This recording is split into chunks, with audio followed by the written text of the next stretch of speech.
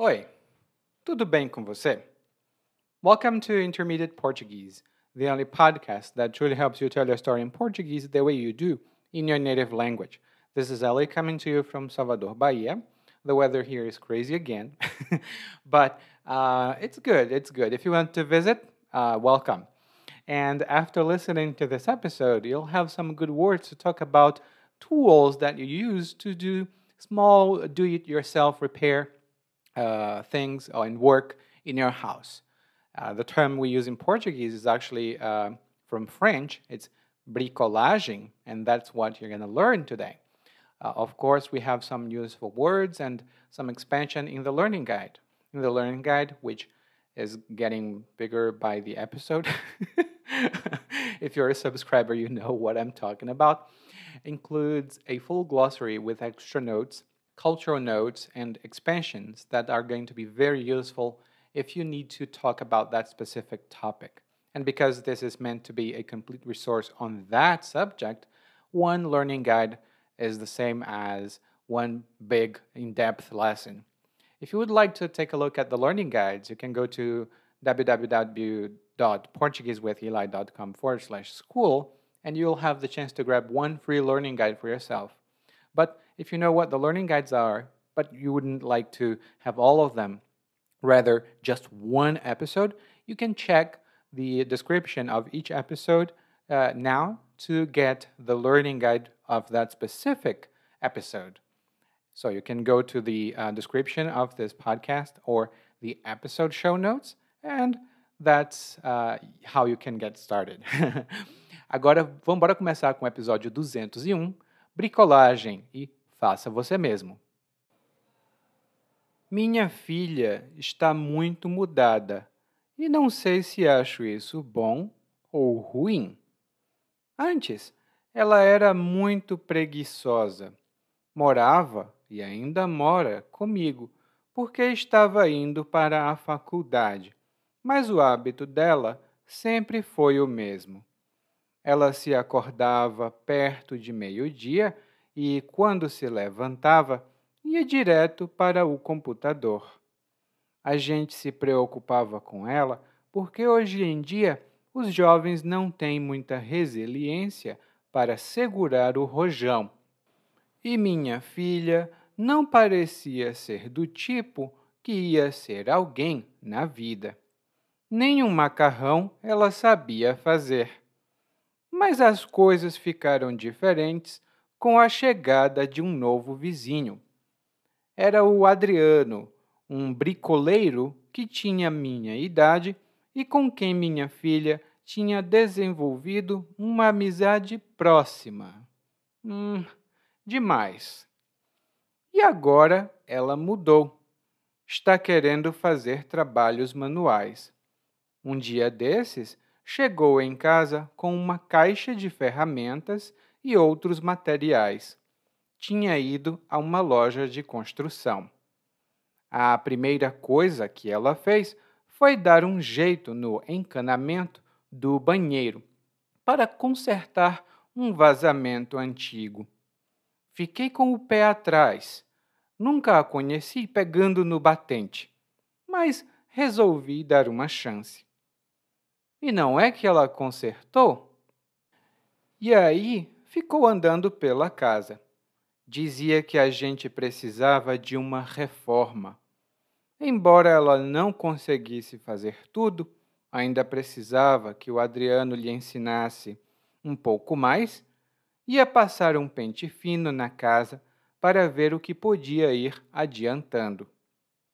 No jardim, disse que precisava de umas ferragens, uma pá e uma enxada para capinar. Ia preparar um canteirinho para as flores de que a mãe dela tanto gostava em vida. Ia ficar lindo. Na garagem, pegou uma furadeira, uma serra, umas tábuas e um monte de prego e martelo. Diz que ia construir uma estante para a gente guardar as peças do carro e deixar tudo mais organizado. Nos quartos, ela planejava pintar com tinta antimofo, porque ficava muito úmido na época de chuva. Até trouxe umas amostras para que eu escolhesse a cor e já tinha comprado pincéis e estopa para começar o trabalho.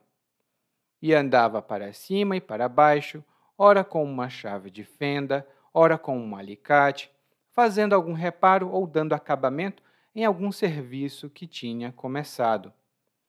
A amizade dela com o Adriano foi o estopim dessa mudança, mas acho que aí tem coisa. E eu estou com medo. O Adriano é quase 20 anos mais velho que ela, mas tem sido uma influência tão boa para minha filha. Agora estou entre a cruz e a caldeirinha. Será que ponho fim a essa amizade e trago de volta minha filha preguiçosa? Ou deixo a coisa rolar e ver até onde vai?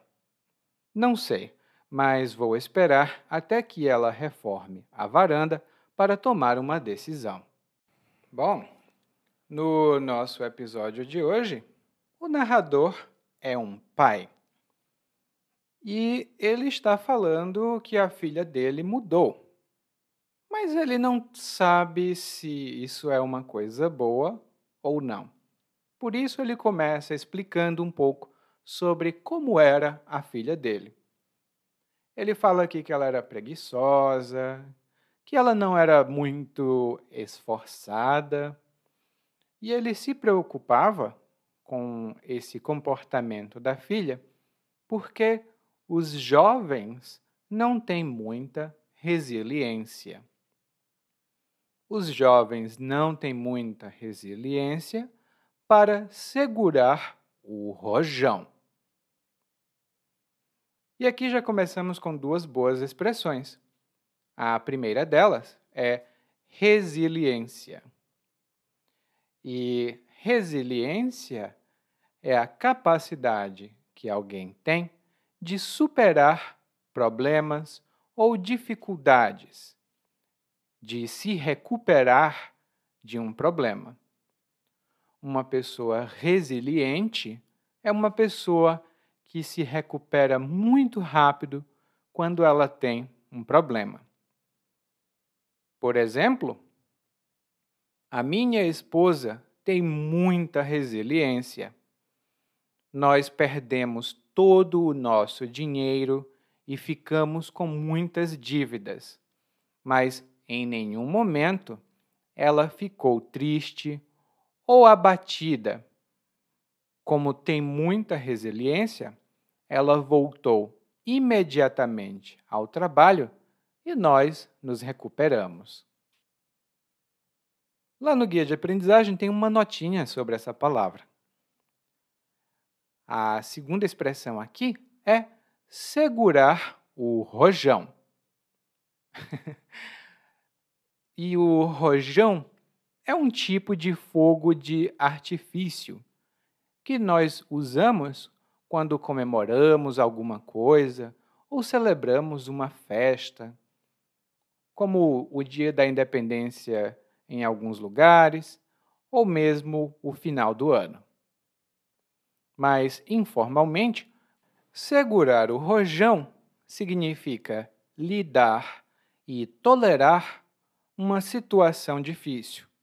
Você tolera essa situação difícil e lida com ela da melhor maneira possível, apesar de ser difícil. E eu posso dizer para você que, e aqui tem um exemplo, tá? Nos últimos 2 anos tem sido um pouco difícil segurar o rojão. Com essa pandemia, não pude ver meus amigos, o meu salário baixou e minha saúde piorou. Estou segurando o rojão, mas não sei até quando. E muita gente tem precisado segurar o rojão nessa época, né? Com crises financeiras e tudo mais. Bom, e o narrador faz aqui um comentário não muito legal sobre a filha dele, porque ele diz que achava que ela não ia ser alguém na vida. Ele achava que ela não ia ser alguém na vida. E aqui é só uma maneira informal de dizer que uma pessoa é importante ou vai ser importante. Essa pessoa é alguém. Por exemplo, eu sempre estudei porque sempre quis ser alguém na vida. Mas agora vejo que estudar não é suficiente para ser alguém. Estudar não é suficiente para ser alguém. Bom, ele tinha uma opinião muito ruim sobre a filha, mas depois diz que ela mudou. E ela começou a mudar quando chegou um novo vizinho. O vizinho se chama Adriano e ele é bricoleiro. O Adriano é bricoleiro. E bricoleiro é uma pessoa que pratica a bricolagem. O masculino é bricoleiro e o feminino é bricoleira. E a bricolagem é basicamente as pequenas reformas ou os pequenos consertos, e vamos falar disso, ou os pequenos reparos que você pode fazer manualmente na sua casa. Lá no guia de aprendizagem eu tenho uma observação melhor sobre isso, mas basta saber que a bricolagem é a prática de você mesmo ou você mesma fazer um trabalho manual em casa que outra pessoa contrataria um profissional. Por exemplo, se você quer reparar um probleminha na cadeira, isso é bricolagem. E aí o narrador diz, bom, a minha filha ficou muito amiga do meu novo vizinho, amiga demais, como ele fala, e ele diz aqui então como foi que a filha mudou. Primeiro, ela está querendo fazer trabalhos manuais. Um dia desses, até chegou com uma caixa de ferramentas, porque tinha ido a uma loja de construção. E aqui temos 4 boas expressões. A primeira dela é trabalho manual. E o trabalho manual é qualquer trabalho que você possa fazer com as mãos, mas aqui no Brasil é especificamente o trabalho de artesanato. Você pode produzir pequenas coisas para vender ou para ganhar dinheiro. Um exemplo de trabalho manual são os produtos que os turistas compram em muitos lugares no Brasil. Aqueles produtos são produtos de trabalho manual. E o narrador disse, um dia desses. Nós podemos dizer um dia desses para falar recentemente. Por exemplo, um dia desses eu estava comemorando meu aniversário e hoje já é o fim do ano. Meu Deus, o tempo está passando rápido demais, porque um dia desses eu estava comemorando o aniversário e agora já é o final do ano. E também é possível dizer um dia desses para o futuro. Por exemplo, olha, todos os dias você come hambúrguer no McDonald's. Um dia desses você ainda vai ficar doente. Um dia desses você ainda vai ficar doente, comendo tanto hambúrguer.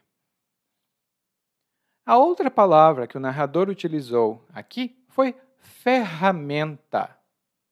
Ferramenta.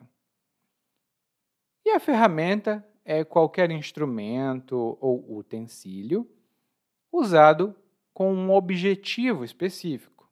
Mas, no geral, quando falamos de ferramentas, a gente, na verdade, está se referindo a esses itens que nós usamos para fazer consertos ou reparos na casa ou em outros equipamentos. Por exemplo, quando uma pessoa vai morar sozinha, é essencial que ela tenha uma caixa de ferramentas, porque nem sempre é possível chamar alguém para ajudar. Então, a pessoa tem que aprender a fazer muita coisa sozinha. E, de fato, quando eu me mudei e eu saí da casa dos meus pais, a primeira coisa que eu precisei comprar foi uma caixa de ferramentas. E a última expressão que o narrador falou aqui, na verdade, foi um tipo de loja, que foi a loja de construção, ou a loja de materiais de construção. Esse tipo de loja vende produtos para construção, como obviamente fala, mas em geral também vende produtos de decoração e outros tipos de trabalho que você pode fazer na casa. Por exemplo, trabalhos no jardim ou trabalhos no teto, não importa onde. Essas lojas de materiais de construção vendem de tudo para casa. Inclusive, quando a pia da cozinha deu um problema, eu fui a uma loja de construção para comprar uma pia nova. Na verdade, não foi uma pia, foi outra parte, mas foi parte da pia. Nos Estados Unidos, por exemplo, existe uma loja chamada Home Depot, ou alguma coisa assim, que é um tipo de loja de materiais de construção e produtos para o lar. Bom, então o narrador começa a falar as coisas que a filha dele fez. E, na minha opinião, ela fez muito bem, porque ela nunca fazia nada, então já começou muito bem. Porque, primeiro, ela deu um jeito no encanamento. Ela deu um jeito no encanamento.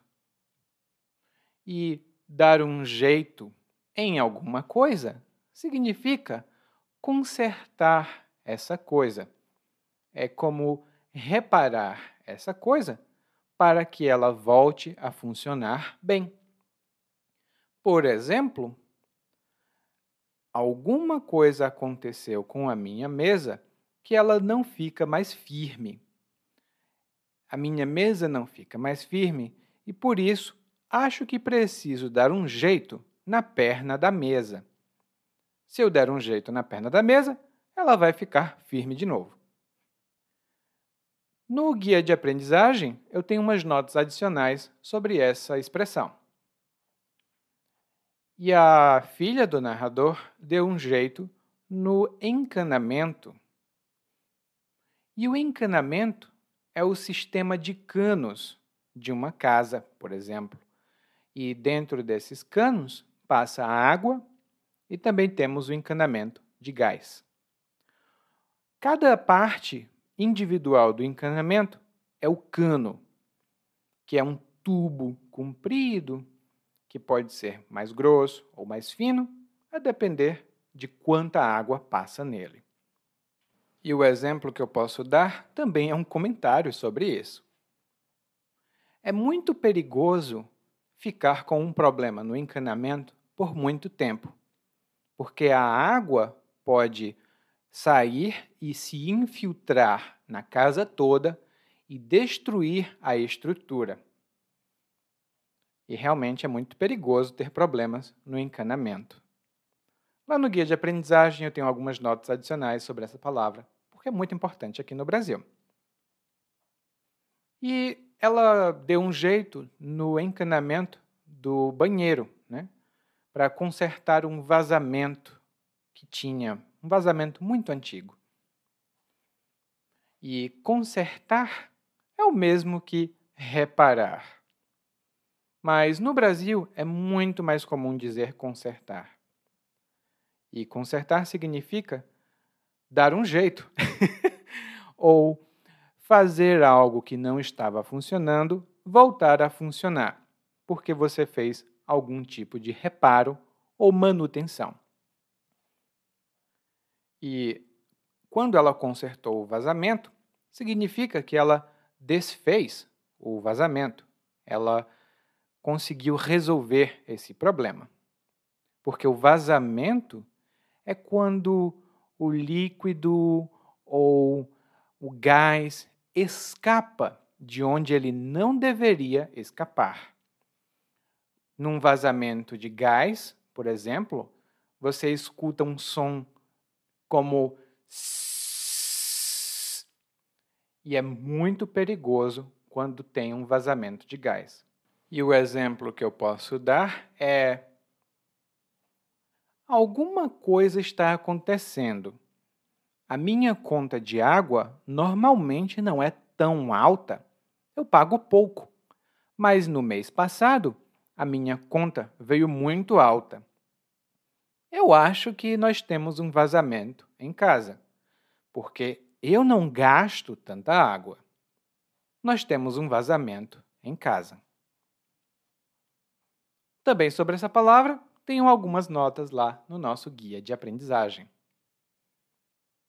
Bom, o narrador disse que ficou com o pé atrás quando viu a filha fazendo esse trabalho, porque nunca viu ela pegando no batente. Ele ficou com o pé atrás quando viu a filha fazendo o trabalho, porque ele nunca viu ela pegando no batente. E aqui temos duas boas expressões informais. A primeira delas é ficar com o pé atrás, ou estar com o pé atrás. E quando você fica com o pé atrás, significa que você não confia em alguma coisa, você suspeita de alguma coisa, você fica com o pé atrás. Por exemplo, o meu irmão me pediu 10.000 reais emprestados. Ele quer investir num novo negócio. Eu não sei, não. Eu estou um pouco com o pé atrás porque o meu irmão não é um bom investidor. Eu estou um pouco com o pé atrás porque o meu irmão não é um bom investidor. Eu estou com medo de perder o meu dinheiro se eu emprestar a ele. E a outra expressão, que é também muito informal, é pegar no batente. E quando nós dizemos que alguém pega no batente, isso significa que alguém trabalha duro. Essa pessoa trabalha muito, ela faz muito esforço. Muito provavelmente, ela fica exausta de tanto trabalhar. Por exemplo, eu acho que vocês deveriam parar de ficar conversando e ir pegar no batente. Eu acho que vocês deveriam parar de ficar conversando e ir pegar no batente, porque eu não pago o salário de vocês para que vocês conversem. Então, é bom ir pegar no batente. E, para a surpresa do narrador, a filha dele consertou o problema. E, depois de consertar o vazamento no encanamento do banheiro, a filha dele ficou andando pela casa. Ela ia para um lado, ela ia para o outro, e disse que eles precisavam de uma reforma. Eles precisavam de uma reforma. E aqui uma observação importante, tá? Porque a reforma pode ser quando você constrói uma nova parte na casa ou quando você conserta, repara e melhora alguma coisa na casa ou em um apartamento, não importa. Em português, não é comum dizer renovar uma casa. É comum dizer reformar uma casa. E agora temos o nosso exemplo. Todos os meses, o José enviava um e-mail para o programa de televisão, porque o programa prometia reformar a casa dos telespectadores. O programa prometia reformar a casa dos telespectadores. E, no geral, era uma reforma muito grande. E, de fato, aqui no Brasil, alguns programas de televisão fazem a reforma dos telespectadores, que são as pessoas que assistem o programa. Eu já vi isso acontecer em outros países, mas não sei se é comum. E você, o que acha? Você gostaria que um programa fizesse a reforma da sua casa? Eu não gostaria, porque essa casa aqui não é minha, mas eu queria uma reforma. Mas a filha do narrador não podia fazer tudo sozinha. Na verdade, ela não conseguia fazer tudo sozinha. Mesmo assim, ela disse que ia passar um pente fino na casa para ver o que podia ir adiantando. Ela ia passar um pente fino na casa para ver o que podia ir adiantando. E temos duas expressões aqui. A primeira delas é informal e muito boa, que é passar um pente fino em alguma coisa. E passar o pente fino em alguma coisa significa examinar, olhar cada detalhe, não deixar nada escapar. Você olha tudo cuidadosamente. E normalmente você pode passar um pente fino em documentos, nas contas, nas movimentações financeiras. Por exemplo, o governo estava suspeitando daquele jogador de futebol. Como era possível ele ter tanto dinheiro e pagar tão pouco em impostos? Por isso, o governo decidiu passar um pente fino nas contas do jogador para ver como ele fazia isso. O governo decidiu passar um pente fino nas contas do jogador para ver como ele fazia isso. E de vez em quando o governo faz isso, né? Se você não declara as contas corretamente, ele vai passar um pente fino nas suas contas. A segunda expressão, que na verdade é apenas um verbo, é adiantar. Adiantar tem outros sentidos que estão lá no nosso guia de aprendizagem, mas aqui ele foi utilizado com o sentido de acelerar ou apressar um trabalho ou uma atividade. Normalmente, é uma atividade que estava programada para uma hora específica e você faz antes, porque você quer ganhar tempo. Por exemplo, minha filha, você pode ir ao supermercado comprar ovos para mim? Enquanto você vai comprar os ovos, eu vou adiantar o arroz. Enquanto você vai comprar os ovos, eu vou adiantar o arroz. Isto significa, eu vou acelerar o arroz aqui. Eu vou fazer mais rápido para ganhar tempo. Assim, quando você voltar com os ovos, o arroz vai estar pronto. Aí eu faço muito isso. Nos dias que eu não tenho aula com alunos, eu gosto de adiantar serviço. Então, eu faço episódios e artigos antes da programação. Bom, e como a filha do narrador passou um pente fino na casa, ela foi descobrindo o que precisava fazer em cada parte.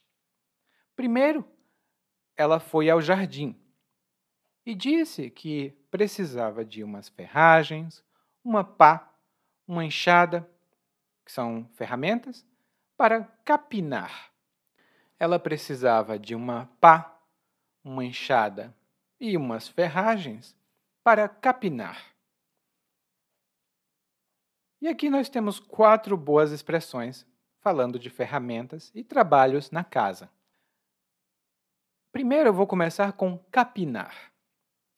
E capinar significa remover o capim, limpar uma área removendo o capim, que é aquela grama que cresce, mas a gente não quer que cresça. Então, às vezes, as pessoas ficam com muito capim em uma parte da casa, geralmente fica muito capim no quintal, e você precisa capinar. E para capinar um terreno, é necessário utilizar algumas ferramentas específicas.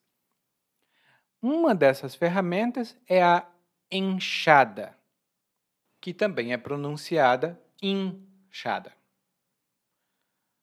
A enxada é um tipo de ferramenta que tem um cabo de madeira, que é um cabo longo, e ela tem uma chapa de ferro na ponta.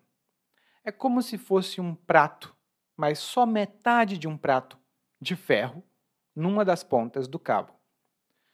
Essa chapa de ferro fica voltada, ou seja, ela aponta para quem usa a enxada. E nós utilizamos a enxada para escavar, para tirar a terra do chão, e também para capinar. É muito comum. A outra ferramenta que a filha do narrador quer utilizar é a pá. E a pá também é uma ferramenta que tem um cabo longo, de madeira, geralmente, e uma ponta, que é uma chapa de ferro. Só que a ponta da pá aponta para o outro lado de quem usa. Em alguns países onde neva, como no Canadá e no norte dos Estados Unidos, as pessoas usam pás para limpar a frente da casa quando neva. Então, se tem muita neve, você pode usar uma pá e tirar a neve da frente da sua casa com a pá. Lá no guia de aprendizagem eu tenho uma imagem para cada uma dessas ferramentas e umas notas adicionais que você precisa saber sobre isso. Mas são ferramentas muito úteis e necessárias na casa. A outra palavra que o narrador utilizou aqui foi ferragem. E a ferragem é qualquer instrumento feito de ferro ou pedaço de ferro em geral utilizado na construção. Aqui no Brasil, uma pessoa que faz portões de ferro, por exemplo, precisa ir a uma loja de ferragens para comprar essas coisas.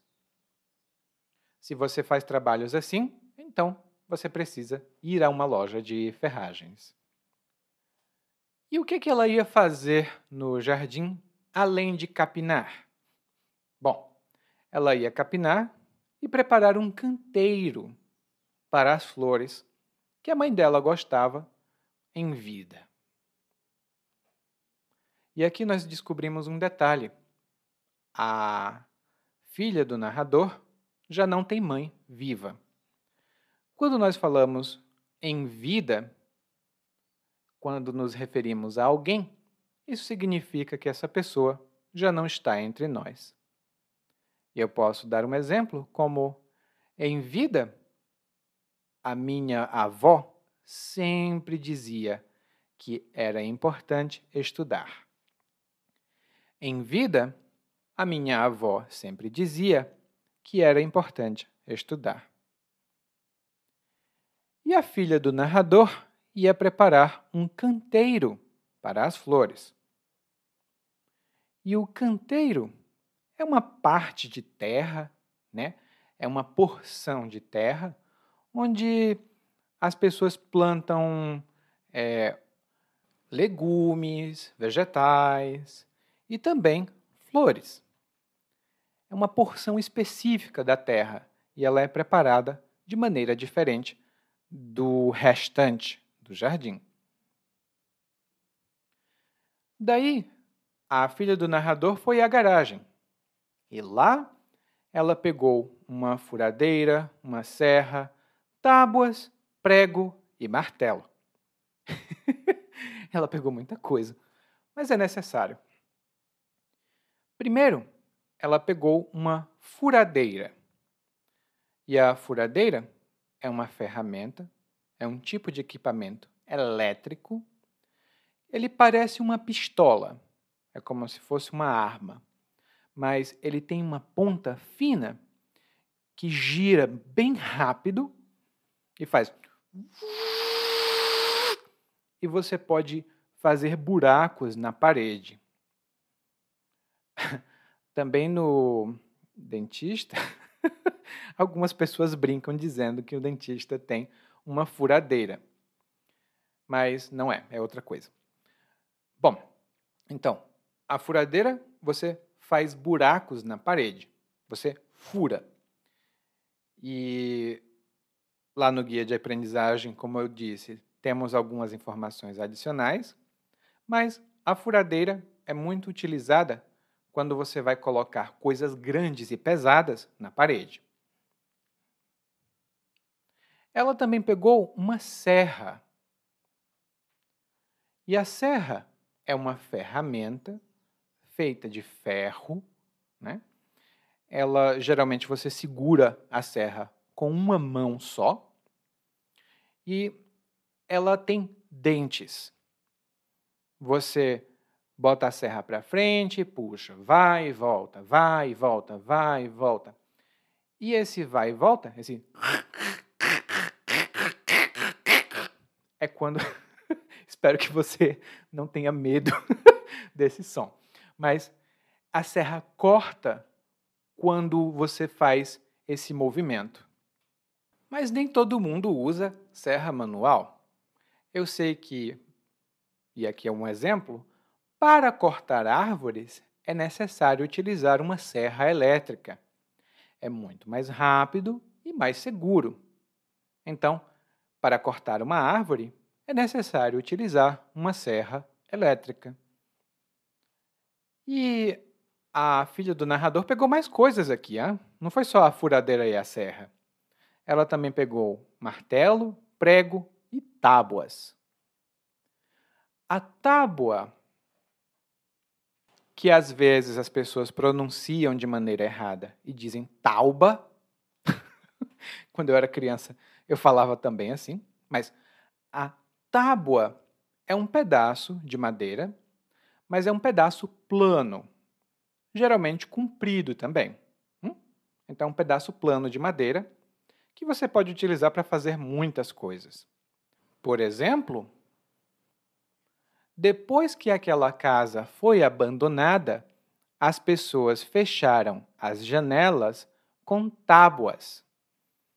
Elas colocaram tábuas nas janelas para não permitir que ninguém entrasse naquela casa abandonada. Muito provavelmente, a casa abandonada tinha um problema na estrutura e podia causar um acidente. E a filha do narrador também pegou martelo e prego. O martelo é um tipo de ferramenta que você segura com uma mão só. E ele geralmente tem um cabo de madeira e a cabeça do martelo é feita de material mais pesado, porque você vai usar o martelo para quebrar coisas, para bater em coisas, e é muito comum que a gente tenha um martelo em casa. Por exemplo, tome cuidado com esse martelo, hein? Não vá dar uma martelada na sua mão. Não vá dar uma martelada na sua mão. E isso, gente, eu não sei o que é o problema que eu tenho, mas parece que o martelo tem uma atração pela minha unha. Então, se eu pego o martelo e vou bater em alguma coisa, pá! Eu sempre bato na minha unha. Não é bom. Mas normalmente nós usamos o martelo para bater em um prego. E um prego é uma varinha, uma varetinha de ferro, muito fina. Uma das pontas do prego é muito afiada. Você pode se furar com a ponta do prego. E a outra ponta do prego é chata. Ela é plana. Então, você pega o martelo e bate na parte plana do prego, na parte chata do prego. E a outra ponta, que é afiada, vai na parede. E normalmente nós usamos os pregos para fixar coisas na parede. Na minha casa, por exemplo, eu tenho um quadro. É uma pintura que eu coloquei, acho que foram 3 pregos, eu não tenho certeza agora, mas foram pregos que eu coloquei e depois eu coloquei essa pintura na parede. Hoje a pintura está fixa na parede por causa dos pregos. Lá no nosso guia de aprendizagem eu tenho notas adicionais sobre essa e outras palavras para ferramentas em português. Bom, e a filha do narrador ia construir uma estante para organizar a garagem. E realmente, para construir uma estante, é necessário uma serra, furadeira, tábua, prego e martelo. São ferramentas necessárias. Mas a filha do narrador não parou por aí, não. Ela também planejava pintar os quartos. E pintar significa utilizar tinta para mudar a cor de alguma coisa. E a tinta que ela ia usar era tinta anti-mofo. E hoje em dia é bem comum esse tipo de material. O mofo é o fungo que cresce quando um ambiente não tem ventilação adequada, não tem iluminação adequada, mas é muito úmido.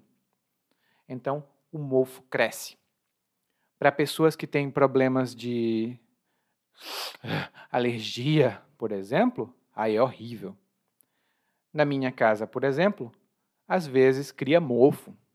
Então eu preciso de uma tinta anti-mofo, que é uma tinta que impede, que não permite que esses fungos cresçam. E ela trouxe umas amostras para o pai dela, né? Ela trouxe umas amostras de tinta para ele escolher a cor. E a amostra é uma palavra muito boa quando você vai comprar alguma coisa. Porque a amostra é um pedaço de um produto original, é uma pequena parte de um produto original, mas essa parte não tem valor comercial.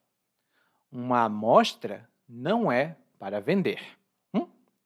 É para que os potenciais clientes experimentem para ver se gostam ou não daquele produto. Se a amostra for boa, elas podem comprar o produto original. Por exemplo, eu estava passando no shopping quando uma vendedora me perguntou se eu não gostaria de receber uma amostra de um perfume muito bom. Claro que eu quero receber. Eu posso usar essa amostra por uma semana. E depois eu volto lá e digo, vocês teriam uma amostra para me dar? E, eu não sei se isso acontece onde você mora, mas aqui eu vejo muitas pessoas que não compram perfumes. Elas vão a uma loja, pegam uma amostra e vão embora. Não é muito legal, mas a gente faz o que pode para economizar dinheiro. E no caso, a filha do narrador trouxe amostras de tinta, né? Porque é muito importante. A cor que está no papel nunca é a cor que vai na parede. Então é bom ter uma amostra de tinta.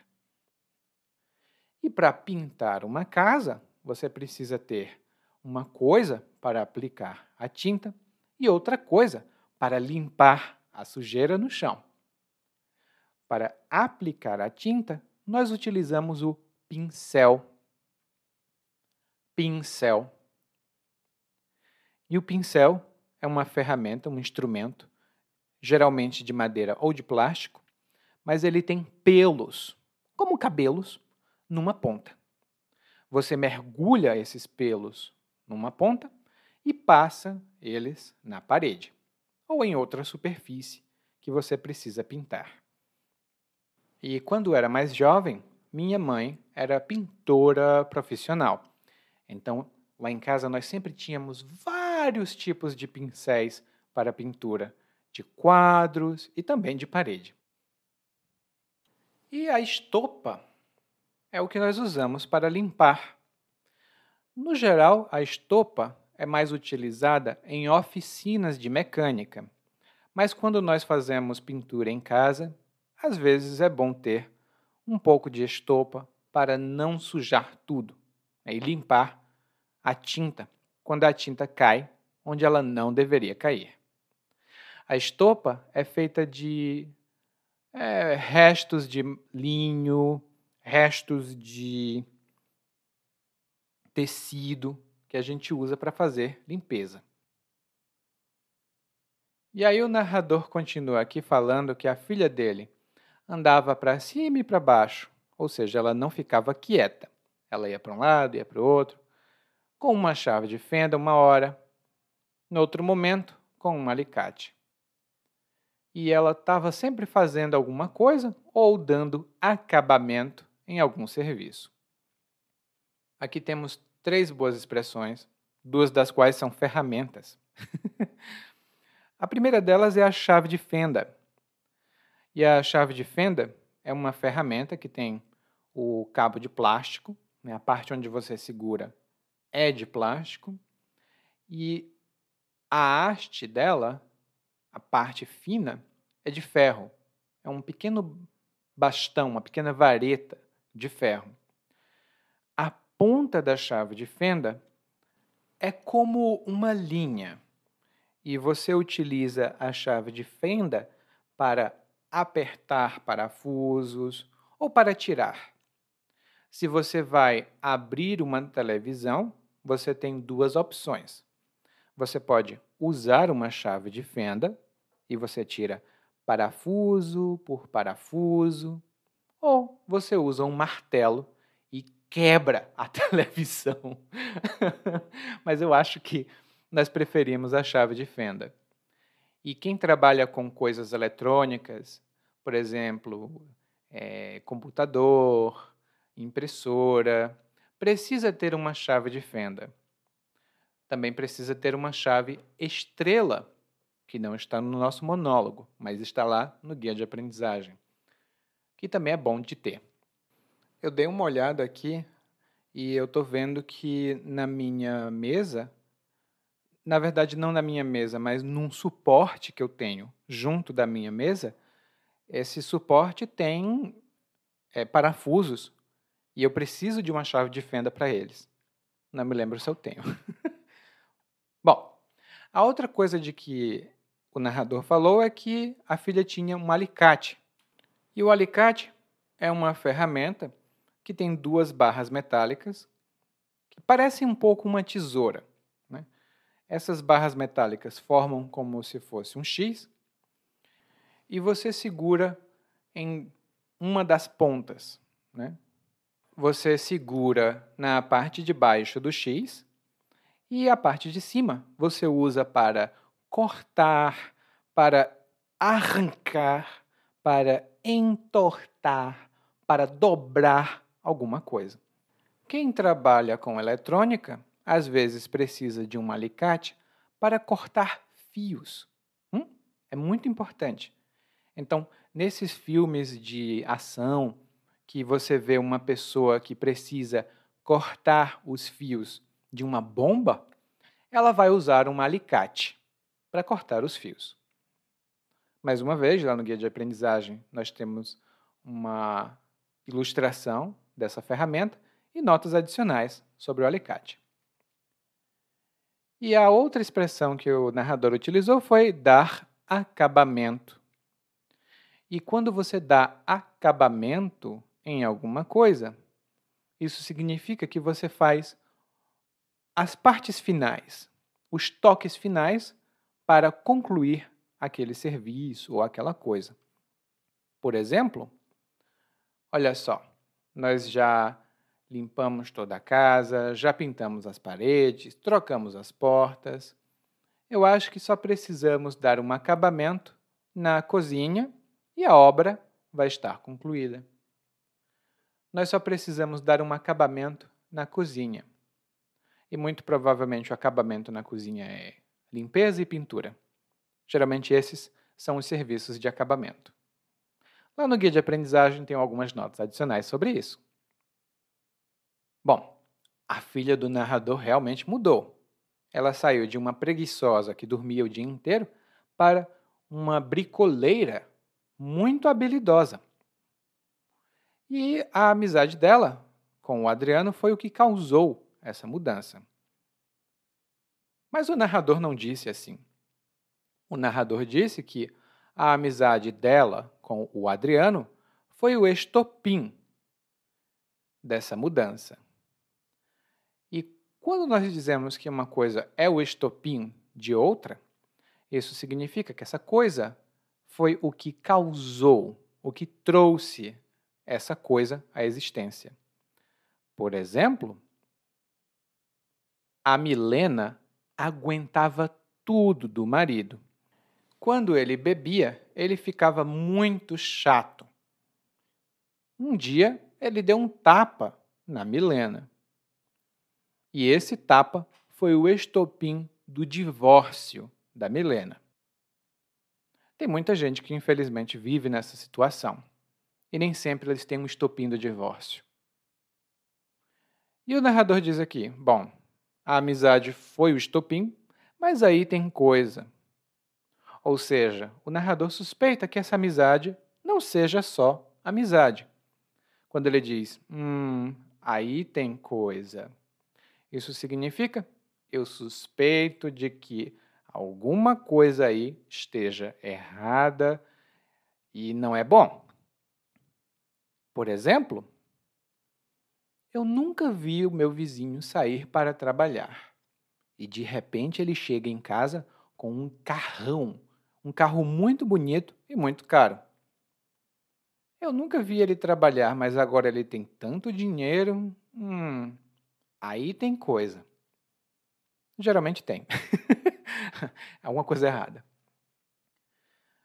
O problema do narrador é que o Adriano é uma influência ótima para a filha dele, mas ele tem quase 20 anos mais que ela. Ou seja, se ela está na faculdade, ela tem no mínimo 18 anos, 17, 18 anos. Digamos 18, né? Vamos manter isso na legalidade. Então, se ela tem 18, ele tem 38, mais ou menos, 37. É uma diferença de idade grande.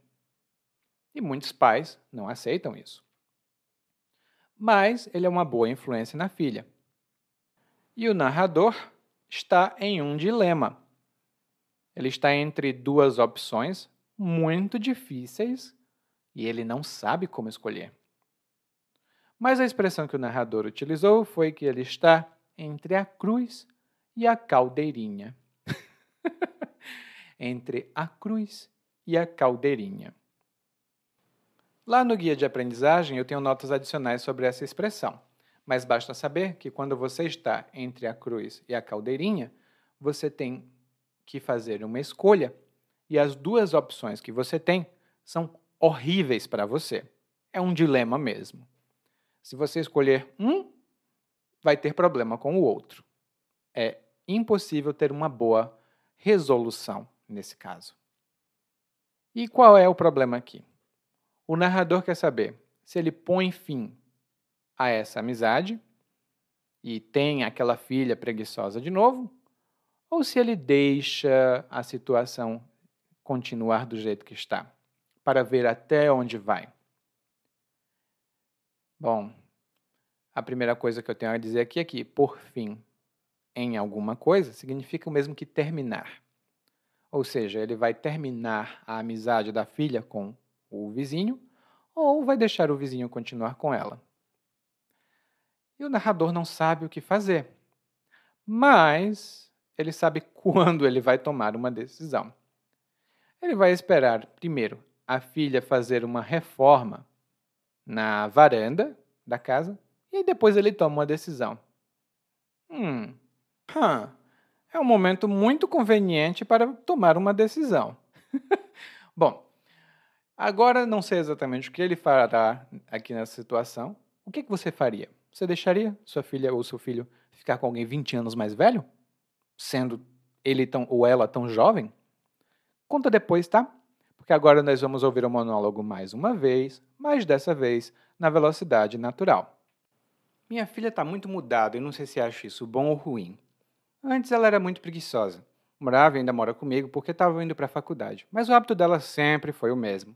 Ela se acordava perto de meio-dia e, quando se levantava, ia direto para o computador. A gente se preocupava com ela porque hoje em dia os jovens não têm muita resiliência para segurar o rojão. E minha filha não parecia ser do tipo que ia ser alguém na vida. Nenhum macarrão ela sabia fazer, mas as coisas ficaram diferentes com a chegada de um novo vizinho. Era o Adriano, um bricoleiro que tinha a minha idade e com quem minha filha tinha desenvolvido uma amizade próxima demais. E agora ela mudou. Tá querendo fazer trabalhos manuais. Um dia desses, chegou em casa com uma caixa de ferramentas e outros materiais. Tinha ido a uma loja de construção. A primeira coisa que ela fez foi dar um jeito no encanamento do banheiro para consertar um vazamento antigo. Fiquei com o pé atrás, nunca conheci pegando no batente, mas resolvi dar uma chance. E não é que ela consertou? E aí ficou andando pela casa. Dizia que a gente precisava de uma reforma.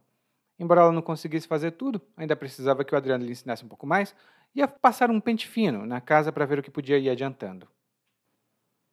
No jardim, disse que precisava de umas ferragens, uma pá e uma enxada para capinar. Ia preparar um canteirinho para as flores que a mãe dela tanto gostava em vida. Ia ficar lindo. Na garagem, pegou uma furadeira, uma serra, umas tábuas e um monte de prego e martelo. Disse que ia construir uma estante para a gente guardar as peças do carro e deixar tudo mais organizado. Nos quartos, ela planejava pintar com tinta antimofo, porque ficava muito úmido na época de chuva. Até trouxe umas amostras para que eu escolhesse a cor e já tinha comprado pincéis e estopa para começar o trabalho. E andava para cima e para baixo, ora com uma chave de fenda, ora com um alicate, fazendo algum reparo ou dando acabamento em algum serviço que tinha começado. A amizade dela com o Adriano foi o estopim dessa mudança, mas acho que aí tem coisa. E tô com medo. O Adriano é quase 20 anos mais velho que ela, mas tem sido uma influência tão boa para minha filha. Agora tô entre a cruz e a caldeirinha. Será que ponho fim a essa amizade e trago de volta a minha filha preguiçosa? Ou deixo a coisa rolar e ver até onde vai? Não sei, mas vou esperar até que ela reforme a varanda para tomar uma decisão. Oi, tudo bem? Provavelmente você escuta nosso podcast há algum tempo. Bom, se não for o caso, eu me apresento para você.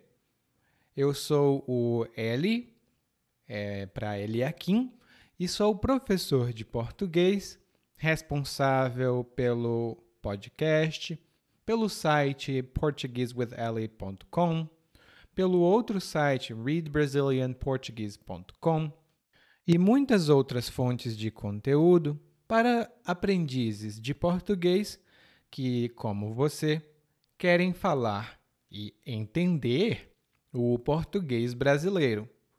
Se você gostar desse podcast, você pode fazer uma avaliação do nosso podcast no Apple Podcasts. Você pode fazer a sua avaliação e isso ajuda muito. Obrigado.